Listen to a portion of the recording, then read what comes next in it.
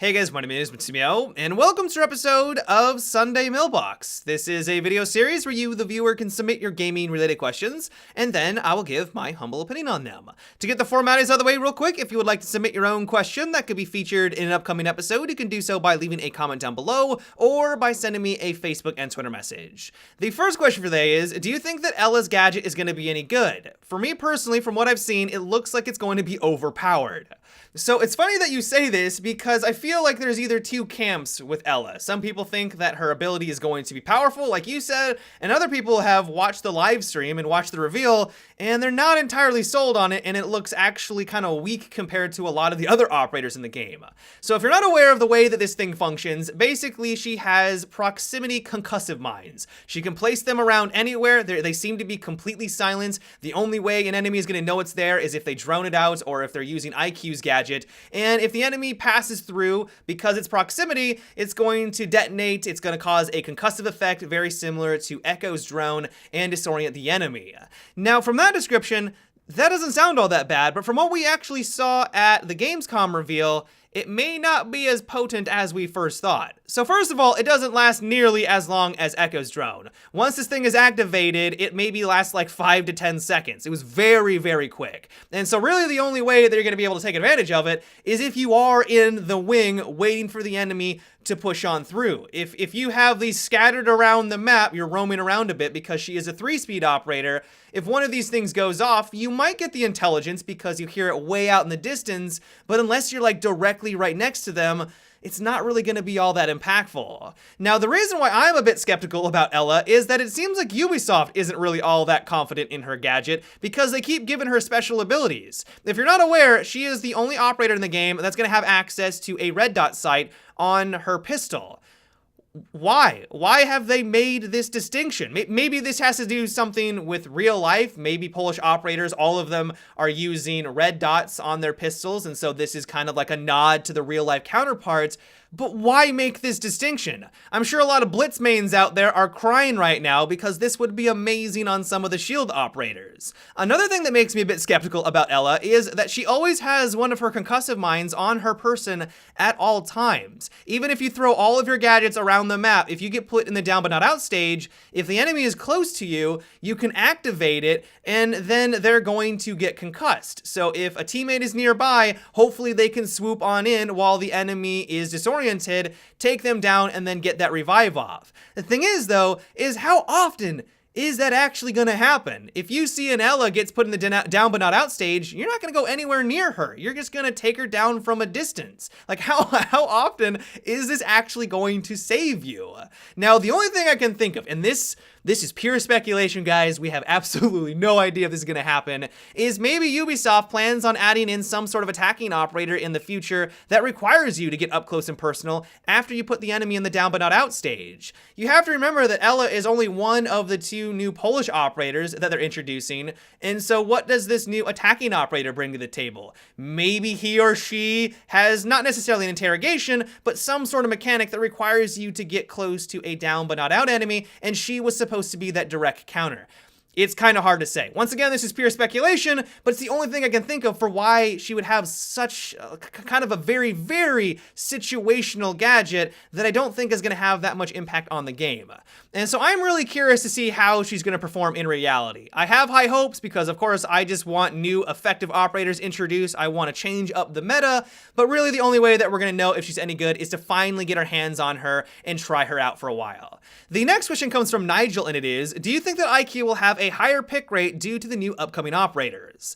Absolutely, but I wouldn't expect her going from being kind of an average operator to being a must pick. I do think the new operators are going to be something that we want to counter, but I don't think it's going to be something that's all of a sudden going to make her one of the most valuable operators you can have on offense. You have to remember that this is something that we go through with practically every new DLC. A new operator is introduced that has an awesome gadget, everyone clamors that IQ is finally going to be a better operator, but in reality, people just adapt to that new operator and they just work around it without having to use IQ.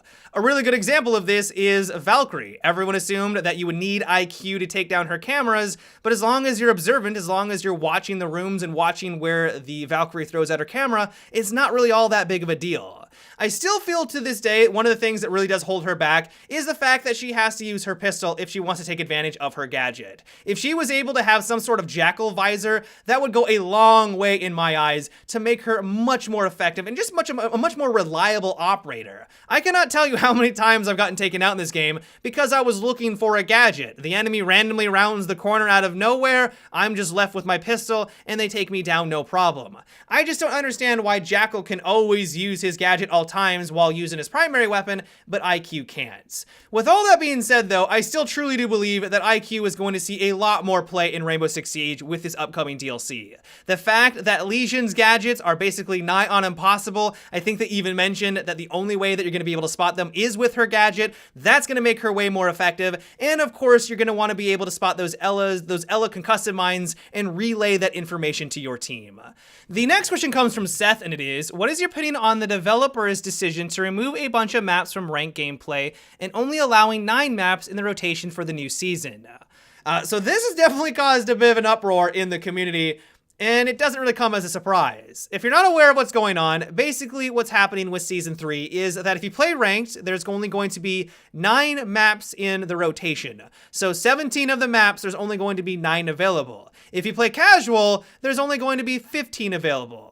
The reasoning for doing this is that they want Ranked to be more competitive, they want you playing on well-balanced maps, and the reason why they're limiting the amounts on Casual is they want to make it easier for newer players to jump on in and not have an overwhelming amount that they have to learn. And so I understand where Ubisoft is coming from, but I also fully understand why people are upset about this. And so at least for me personally, with regard to Ranks, I don't think it's going to be all that bad. The 9 maps that we're going to have access to are fantastic. I was looking through the map rotation and every single one of them is really well balanced, and when I play on them, I usually have a lot of fun. And while it remains to be seen if I'm going to have this same tune by the end of Season 3, maybe halfway through I'm like, okay, things are getting repetitive, I want to play in a wider variety of maps, we also might look back on this and say, yeah, this was actually one of the best changes that they could have made to competitive. Matches are more well balanced. You know, matches are just more fun because they are on better maps. It's kind of hard to say. The one thing that does rub me the wrong way about all of this, though, is that the brand new theme park map is not going to be available in Ranked whatsoever for the entire season. That seems like a mistake. Now, I get why they're doing it because they want to ensure that there isn't any large glaring issues, but it just kind of shows to the players that they don't have any confidence in the map. You have had 6 months to ensure that this thing was perfect, not only just from a bugs and glitches viewpoint, but also to ensure that it was also just a well-balanced experience. And so this definitely leaves a sour taste in my mouth. And so I'm hoping, I'm really hoping that Ubisoft changes their mind on this. A lot of people, me included, play Ranked exclusively. We don't really have any desire to play Casual, and to basically force people to play a game mode that they don't want to experience that new content is something that I don't really appreciate. Now, as for Casual, once again, I fully understand why Ubisoft is doing it, but they also have to understand that people don't enjoy when you remove content. People who've been playing this game since the very beginning love some of these maps. They love Favela, they love Yacht, and to have that no longer an option when they play these 2 different game modes, it feels like a slap in the face. Who in their right mind is going to want content taken away? Even if it's the worst content out there, there's going to be people out there who are going to be upset by it because it feels like they're just not getting the full experience anymore. And while I know that they have said that they want to go in and change some of these maps that they have out of the rotation, so Yacht and Favela might be getting a facelift. This could mean just small little details along the way, but also could mean a complete rework of the map. If they were able to make Favela a better experience overall, that would be fantastic news. But why do they need to take it out of the rotation? Just keep it in the game for Casual, let everyone enjoy the game from what they thought they were getting into. Why take away that content? Just bring in the changes when they're ready, bring in the new map when it's ready, and then make that adjustment. I feel like that would have been a better way of handling things. I think at the end of the day, though, the better way of going about it would to have been just to improve the map preference system, or just to create a brand new system that gives players the agency to actually select the maps that they want or don't want to play on. That way, you can have the maps that you want in a rotation, but that doesn't mean the maps that you don't want to play on are completely deleted from the game, because some people may really enjoy to play and have that content. All in all, though, while I do understand why Ubisoft is making these changes, I definitely don't think it's a perfect system. I don't think it's the end of the world like a lot of people are making it out to be. A lot of people are saying that this is the end of Rainbow Six Siege. They're just trying to ruin their game. I wouldn't go that far. I think a lot of these have the right intention. I just think that they could have handled it a bit differently. But yeah, guys, that is about it for today's episode of Sunday Mailbox. I hope you enjoyed. Let me know what you thought about what we discussed today. Are you disappointed about the new map rotations? Are you actually intrigued by it and you want to play on those 9 maps in ranked? Give me your guys' thoughts down below. As always, if you'd like to submit your own question for an upcoming episode, you can also leave a comment or by sending me a Facebook and Twitter message. But until tomorrow, guys, have a good one and take it easy.